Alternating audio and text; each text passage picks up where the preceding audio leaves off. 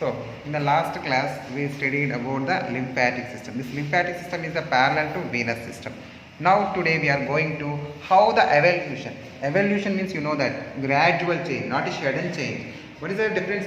Okay, a definition of evolution: the gradual change of organ. Which organ? Heart. How the unicellular to up to human beings, how the transport will be occur, how the changes will be occur is known as evolution. Today our topic is evolution of the transport or circulatory system. What is our topic?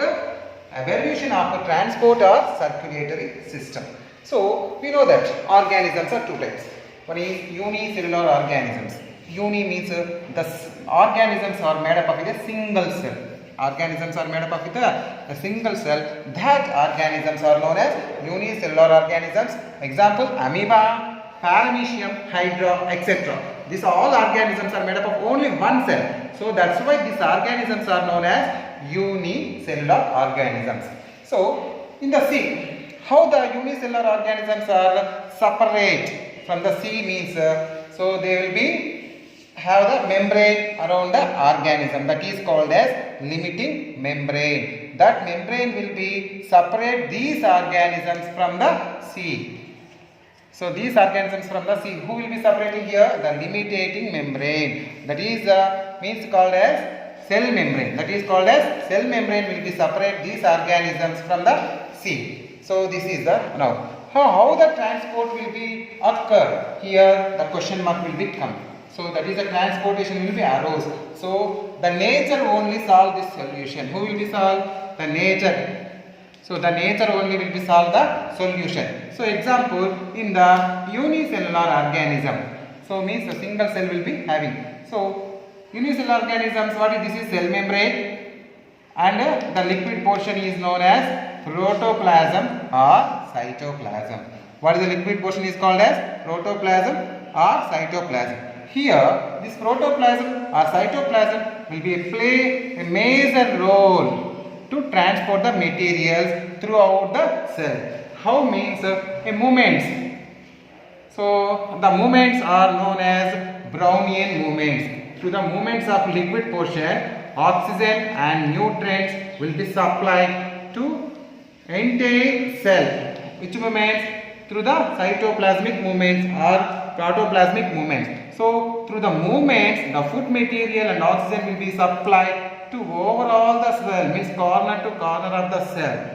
So how means through the movements. So that's why that movement is known as Brownian movements. What is the definition of Brownian movement now? So distribution of oxygen and nutrients through the movements of or currents of cytoplasm is known as Brownian movements. Are you understood, children? What is the examples of unicellular organisms? Amoeba, paramecium and hydra. Amoeba, paramecium, hydra. Are you understood regarding unicellular transportation? What about multicellular organisms?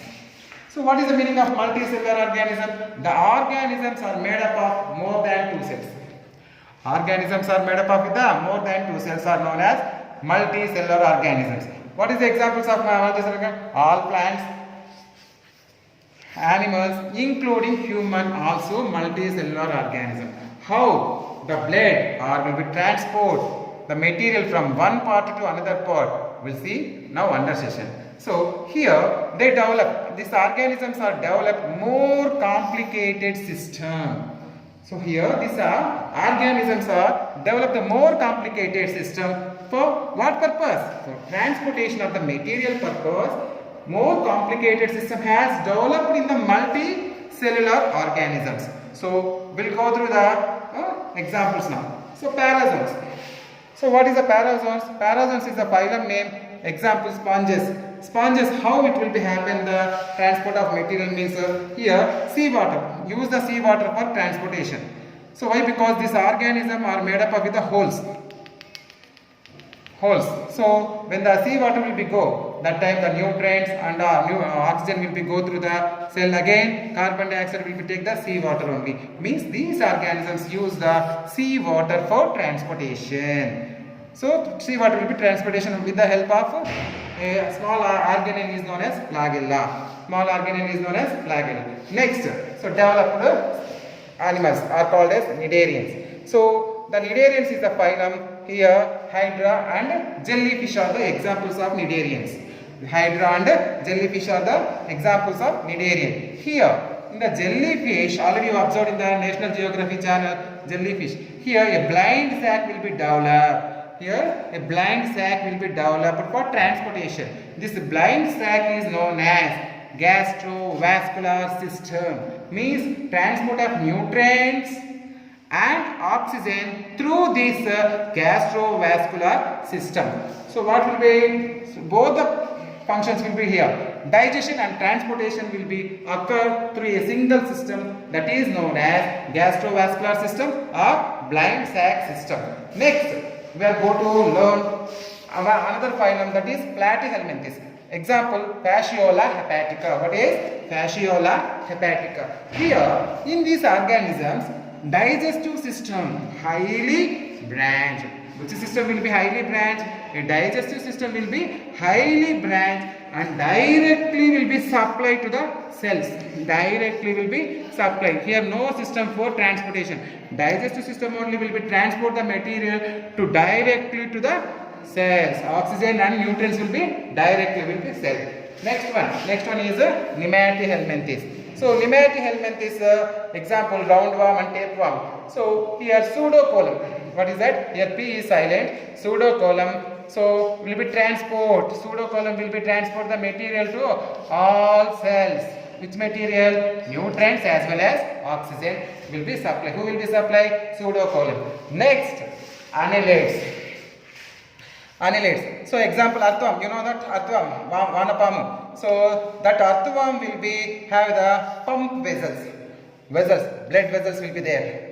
Through the blood vessels, the blood will be supplied to all parts of the body. So this is the pump vessels are developed in which is phylum? Annelids. Okay, annelids will be developed the pump vessels. Pump vessels means blood vessels. Next one is arthropods.